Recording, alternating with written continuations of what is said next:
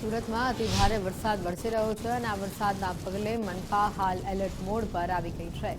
વરસાદી ગતિવિધિઓ પર સતત મોનિટરિંગ કરવામાં આવી રહ્યું છે। આઈસીસી સેન્ટરથી વરસાદી માહોલ પર સતત નજર રાખવામાં આવી રહી છે। વરસાદી પાણીના ભરાવાને લઈને લોકોને સૂચનો અપાયા છે। વરસાદી પાણીનો તાત્કાલિક નિકાલ કરવાની સૂચના અપાઈ છે। સીસીટીવીના આધારે પાણી ભરાવાની સ્થિતિ પર નજર રાખવામાં આવી રહી છે। જ્યાં પાણી લાંબા સમયથી ભરાયેલા છે ત્યાં તાત્કાલિક ધોરણે પાણી નિકાલની વાત કરવામાં આવી છે।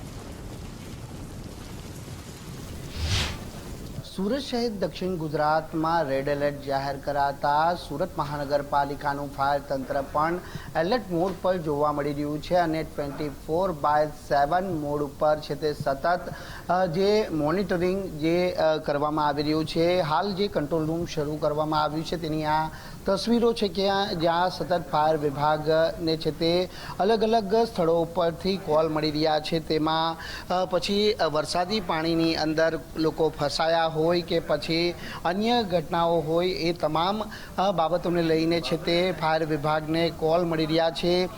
છેલ્લા 2 દિવસની વાત કરવામાં આવે તો કુલ 57 જેટલા કોલ ફાયર વિભાગને મળ્યા છે, જેમાં 11 જેટલા ઇલેક્ટ્રિક જે શોર્ટ સર્કિટ થવાના બનાવો હોય, પછી 4 આગના બનાવો હોય કે 24 જેટલા વૃક્ષ ધરાશયી થવાના કોલ મળ્યા છે। આ ઉપરાંત મકાન દિવાલ ધરાશયી થવાનો એક કોલ અને પાણી બચાવ અને હોડી બંદોબસ્તના કુલ 3 કોલ મળ્યા છે। તદુપરાંત ગેસ લીકેજની 4 ઘટના અને અન્ય 11 જેટલા કોલ છે તે ફાયર વિભાગને પ્રાપ્ત થયા છે। એટલે કુલ 2 દિવસની અંદર 57 જેટલા કોલ જ્યારે મળ્યા છે ત્યારે સતત ફાયર વિભાગના કંટ્રોલ રૂમમાં રહેલી ફોનની જે ઘંટડીઓ છે તે સતત ગુંજી રહી છે અને તેને લઈને ફાયર તંત્ર સતત ખડેપગે જે તે ફરજ બજાવી રહ્યું છે। ત્યારે ફાયર ઓફિસર દીપક સપકાલે આપણી જોડે મોજૂદ છે, સીધી વાત કરીશું તેમના જોડે। જી દીપકભાઈ, 24 કલાકમાં આપણે 24 કલાક કંટ્રોલ રૂમ કાર્યરત છે અને સુરત સિટીમાંથી આપણને અલગ અલગ ઇલેક્ટ્રિક શોર્ટ સર્કિટ છે, ઝાડના કોલ છે, બચાવ કામગીરીના કોલ છે,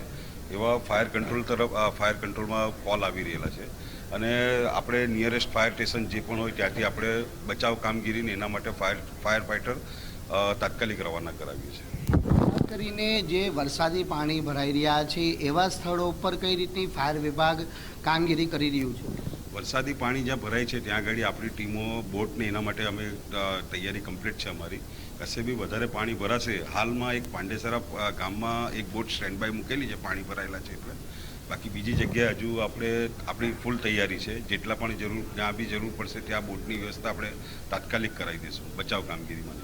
બિલકુલ, જ્યાં પાણી ભરાવાની સ્થિતિનું નિર્માણ થાય છે અને પરિસ્થિતિ ખૂબ જ વિકટ બની છે તેવા સ્થળ ઉપર ફાયર વિભાગ દ્વારા તાત્કાલિક ટીમો દોડાવી અને રેસ્ક્યુ બોટ પણ છે તે મૂકવામાં આવી રહી છે, જેથી કરી જો લોકોને રેસ્ક્યુ કરવાના હોય તો તે રેસ્ક્યુ બોટનો ઉપયોગ છે તે સદ સમયે છે તે કરી શકાય તે માટેની સંપૂર્ણ તૈયારી પણ છે તે ફાયર તંત્ર તરફથી હાલ કરવામાં આવી છે। એટલે જે પ્રમાણે સુરત સહિત દક્ષિણ ગુજરાતમાં રેડ એલર્ટ જાહેર કરવામાં આવ્યું છે અને હજી 48 કલાક ભારેથી અતિ ભારે વરસાદની જ્યારે આગાહી કરવામાં આવી છે ત્યારે આ આગાહી વચ્ચે સુરતમાં હજી પણ વહેલી સવારથી ધોધમાર વરસાદ અવિરતપણે પડી રહ્યો છે અને વરસાદી પાણી ભરાવાની શક્યતાઓ હજી પણ જોવાઈ રહી છે। તેને લઈને હાલ ફાયર વિભાગ તરફથી આ 24/7 મોડ ઉપર આ કંટ્રોલ રૂમ શરૂ કરવામાં આવ્યું છે અને આ કંટ્રોલ રૂમ અને સતત જે કોલ છે તે મળી રહ્યા છે। કેમેરામેન દેવાંગ રાણા સાથે રાકેશ બ્રહ્મભટ્ટ, ગુજરાત ફર્સ્ટ,